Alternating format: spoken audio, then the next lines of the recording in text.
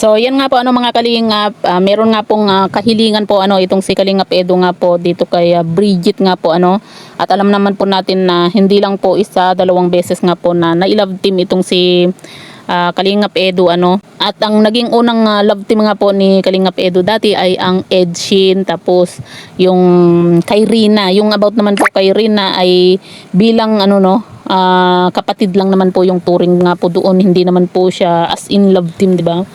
At doon nga po sa isa at maging dito sa huling naging love team nga po ni Kalingap Edu at yung huling love team nga po ni Kalingap Edu talaga yung sobrang marami yung naging issue nga po na nangyari, lalo na po sa ginawa nga po nung kabila, 'di ba? Na meron pa pong tulfuhan na nangyari, 'di ba? Dahil sa mga sulsol, 'di ba? Kaya meron nga pong kahilingan nga po itong si Kalingap Edu dito kay Bridget nga po, na sabi nga po ni Kalingap Edu na kapag sumikat na po siya, wag po siyang kalimutan po kasi aminin po natin mga kalingap, talagang malaking tulong din po si Kalingap Edu sa mga nagiging love team po niya, 'di ba? Kasi bukod sa nagkaroon po ng maraming sponsor, gumanda din po yung buhay at nakilala din po ng mga sponsor dahil nga po sa love team nga po lalo na dito sa huling naging love team nga po ni Kalingap Edu, 'di ba? Na talagang maraming blessing yung dumating simula nung naging love team po siya ni Kalingap Edu nga po At yun nga, kahilingan din po natin, siyempre hindi lang po si Kalingap Edu, 'di ba? Hiling din po natin na sana hindi nga po magbago itong si Bridget once na kumbaga nakilala na siya, sumikat na po talaga siya, 'di ba?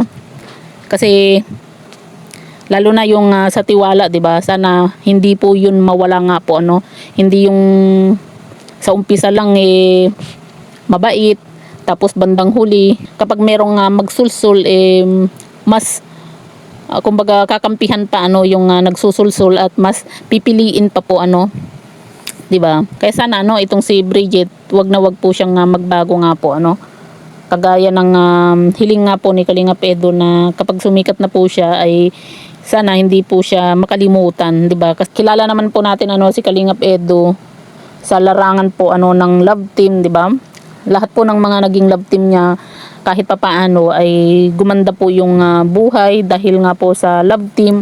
Marami yung natuwa, kinilig, 'di ba? Kaya marami po yung sponsor kumbaga marami po yung sponsor na dumagsa nga po kaya sila nakilala, 'di ba? Pero sa pagkakaalam po natin mga kalingap ay hindi pa po officially na love team nga po ang Edbri, dahil meron po tayong nakitang comment po or post nga po ni Kalingap Rab na kumbaga content collaboration nga lang po itong Edbri, at wala pa pong official na announcement nga po itong si Kalingap Rab patungkol nga po sa Edbri nga po at pag official love team na nga po yung Edbri nga po mga kalingap ay suportahan po natin.